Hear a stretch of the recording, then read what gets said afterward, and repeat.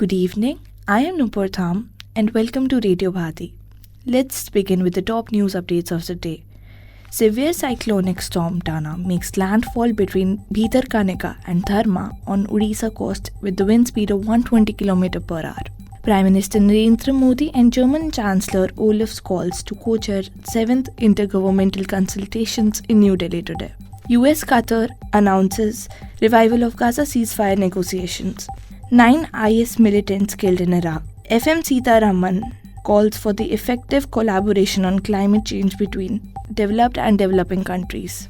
Tarun Plus offers loan ranging from 10 to 20 lakhs for entrepreneurs. Indian junior men's team to take on New Zealand.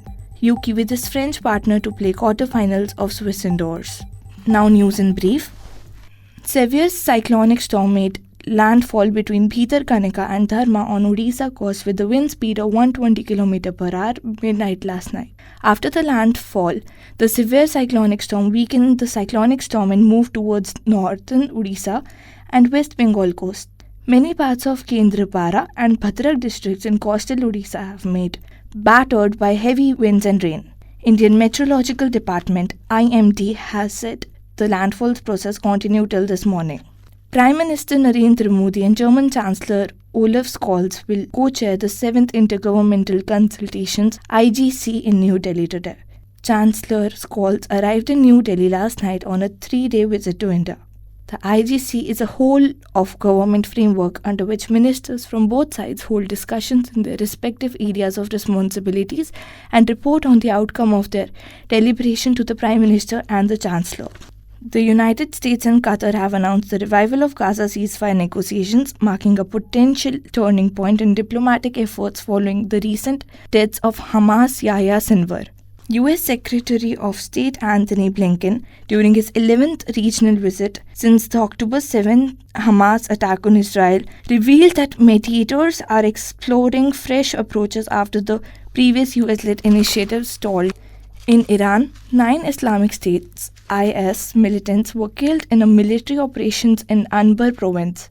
In a statement, Irani military today said that the counter-terrorism service carried out an airdrop of troops and engaged in clashes with IS militants in a desert area north of the Al-Rutba, around 400 kilometers west of the Irani capital, Baghdad.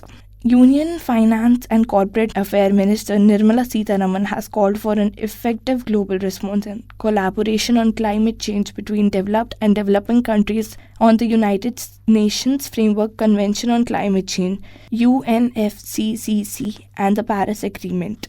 The government has increased the loan limit under the Prime Minister Mudra Loan Scheme from 10 lakh rupees to 20 lakh rupees. This decision was announced by the Finance Minister Nirmala Sitharaman as part of the Union Budget for 2024 to 2025 in July. The Department of Finance Service (DFS) in a social media post said that the new Tarun Plus category has been created under the scheme.